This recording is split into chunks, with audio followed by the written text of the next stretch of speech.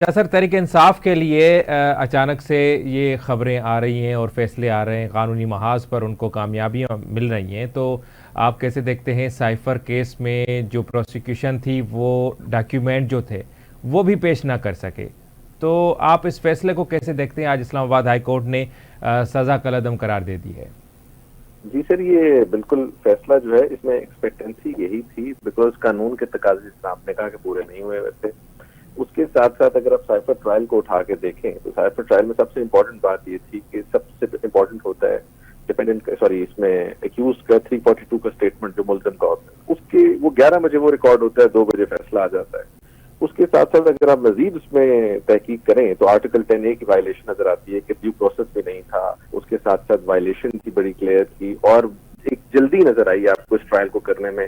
फिर सबसे बुनियादी चीज ये किसी भी क्रिमिनल ट्रायल में होती है माल मुकदमा।